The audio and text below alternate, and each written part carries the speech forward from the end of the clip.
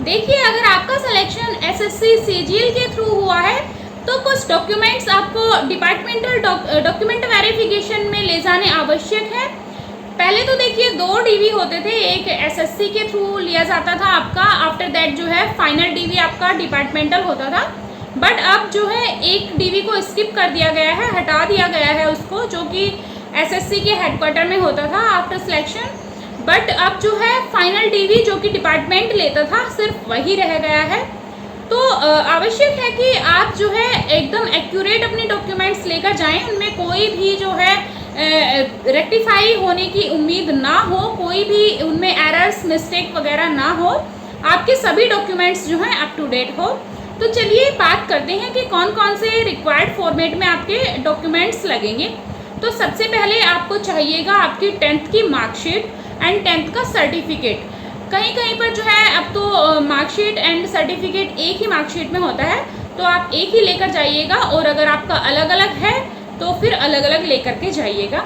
साथ ही जो 12th की मार्कशीट एंड 12th का सर्टिफिकेट आपको लेकर जाना मैंडेटरी है।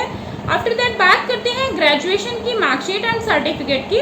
तो अगर आपका जो है ईयरली सिस्टम रहा है ग्रेजुएशन में तो सभी 3 या 4 ईयर्स की आपको मार्कशीट लेकर जानी है।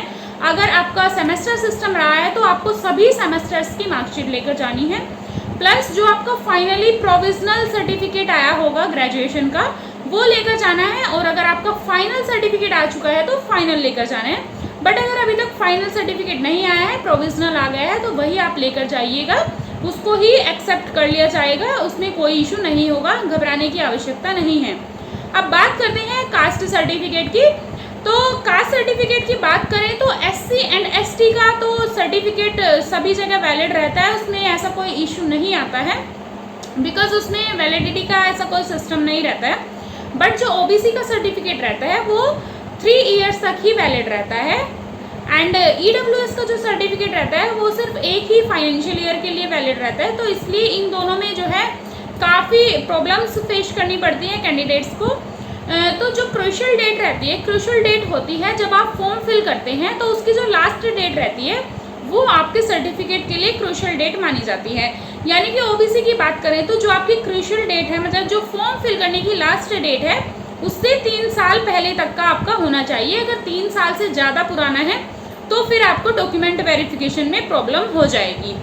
बट अगर आपका जो है 3 साल से ज़्यादा पुराना है तो आप एक उसका सॉल्यूशन है, आप क्या कर सकते हैं, ऐसा तो बिल्कुल नहीं है कि आपके पास पहले से कोई सर्टिफिकेट नहीं होगा, कास्ट सर्टिफिकेट पहले से भी होगा। तो जो पहले से सर्टिफिकेट है उसके बिहाफ पर ही आप अपना न्यू सर्टिफिकेट बनवा सकते हैं, रिन्यू करा सकते हैं, मतलब उसी सर्टिफिकेट को, मतलब कि आपको डॉक्यूमेंट वेरिफिकेशन के दौरान दोनों ही सर्टिफिकेट लेकर जाने होंगे, पुराने वाला भी और न्यू वाला भी, देन आपको कोई भी प्रॉब्लम नहीं आएगी। सिमिलरली जो है ईडब्ल्यूएस का केस है, ईडब्ल्यूएस जो है उसमें साफ साफ लिखा रहता है कि this is valid for the year. जैसे अभी जो चल रहा है 2023 चल रहा है, तो 2022-23 के लिए आपको वैलिड होना चाहिए आपका सर्टिफिकेट, ये उस पर लिखा होना चाहिए, ठीक है। और ओबीसी और जो ये है ईडब्ल्यूएस सर्टिफिकेट, ये दोनों ही आपके सेंट्रल फॉर्मेट में होने चाहिए, स्टेट फॉर्मेट में नहीं होने चाहिए। अगर आपके स्टेट फॉर्मेट में है तो अभी भी आपके पास टाइम है, आप क्या कर सकते हैं, आप सेंट्रल फॉर्मेट वाला अपना जो है बनवा सकते हैं, एंड पुराने वाला भी आप लेकर जाएंगे, उनको बताएंगे। तो आपको दोनों ही सर्टिफिकेट्स लेकर जाने हैं, पुराने वाला भी एंड न्यू वाला भी। और अगर आपने पहले स्टेट फॉर्मेट में बना रखा है, आप सेंट्रल फॉर्मेट में बनवाए हैं, तो दोनों ही फॉर्मेट में आपको लेकर जाना है। मतलब कास्ट से रिलेटेड सबसे ज़्यादा इश्यूज आते हैं, तो कास्ट सर्टिफिकेट जो जो भी आपके पास अवेलेबल है वो बिल्कुल भी आप स्किप ना करें, साथ में ज़रूर लेकर के जाइएगा। देन बात करते हैं, आपको पासपोर्ट साइज फोटोज चाहिए, 4 पासपोर्ट साइज फोटोज आपको लेकर जाने हैं। आफ्टर दैट बात करते हैं, 1 फोटो बियरिंग आइडेंटिटी कार्ड आपको लेकर जाना है, जैसे कि इसमें आधार कार्ड हो सकता है, पैन कार्ड हो सकता है, या फिर आपका वोटर आईडी कार्ड हो सकता है। जो भी इनमें से आपके पास अवेलेबल है वो लेकर जाइएगा, और अगर तीनों ही अवेलेबल है तो तीनों ही लेकर के आप जरूर जाइएगा। बात करते हैं, अगर आप पीडब्ल्यूडी कैंडिडेट हैं, फिजिकली हैंडीकैप हैं, तो आपको पीडब्ल्यूडी सर्टिफिकेट लेकर जाना मैंडेटरी है। देन बात करते हैं कि अगर आप एक्स सर्विसमैन हैं तो आपको डिस्चार्ज सर्टिफिकेट जरूर चाहिएगा। जब आप डिस्चार्ज करते हैं सर्विस से, जो है रिटायरमेंट लेते हैं, एक्स सर्विसमैन कैंडिडेट्स, तो उनको एक डिस्चार्ज सर्टिफिकेट इशू किया जाता है, वो आपको लेकर जाना होगा। फर्दर हम बात करते हैं कि अगर आप ऑलरेडी एम्प्लॉयड हैं, ऑलरेडी किसी भी गवर्नमेंट जॉब में जो है काम कर रहे हैं, तो आपको वहां से एनओसी सर्टिफिकेट इश्यू किया जाएगा, वो आपको लेकर जाना मैंडेटरी है। अगर अभी तक आपने वो नहीं लिया है तो अभी भी आपके पास टाइम है, आप एप्लीकेशन दे सकते हैं अपने डिपार्टमेंट में, उनको इन्फॉर्मेशन दे सकते हैं कि हमारा जो है सिलेक्शन हुआ है दिस एंड दिस पोस्ट पर इस डिपार्टमेंट में, तो हमें जो है एनओसी सर्टिफिकेट की आवश्यकता होगी, इसलिए प्लीज आप प्रोवाइड कराएं। तो आपको वो प्रोवाइड करा देंगे, वो आपको लेकर जाना मैंडेटरी है। तो ये थे सभी डॉक्यूमेंट्स, प्लस इनके जो है 2 जीरोक्स सेट आपको जरूर लेकर जाने हैं, सेल्फ अटेस्टेड जीरोक्स सेट। उसमें आप सेल्फ अटेस्टेड लिखेंगे एंड अपने सिग्नेचर जो है कर देंगे जीरोक्स कॉपीज के नीचे। तो ये थी पूरी कंप्लीट जानकारी डॉक्यूमेंट वेरिफिकेशन से रिलेटेड। एंड साथ ही साथ जो है आप अपना मेडिकल सर्टिफिकेट भी बनवा करके लेकर जाएं, फिर आपको प्रॉब्लम नहीं होगी।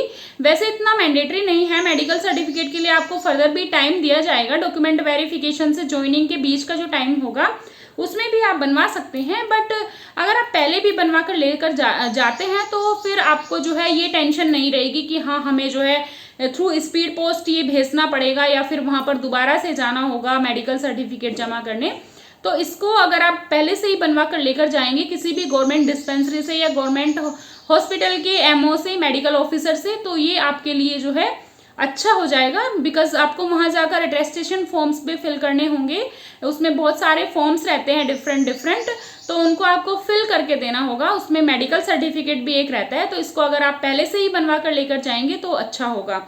तो ये थी कंप्लीट जानकारी। अगर आपका सीजीएल में सिलेक्शन हुआ है तो आपको डॉक्यूमेंट वेरिफिकेशन के रिगार्डिंग एंड सीजीएल की जो भी पोस्ट है उनके रिगार्डिंग जो सैलरी स्लिप्स रहती है, उनकी सैलरी कितनी रहती है, इसके रिगार्डिंग भी हमने अपने चैनल पर बहुत सारी वीडियोस अपलोड कर रखी हैं, वो भी अगर आप देखना चाहते हैं तो देख सकते हैं।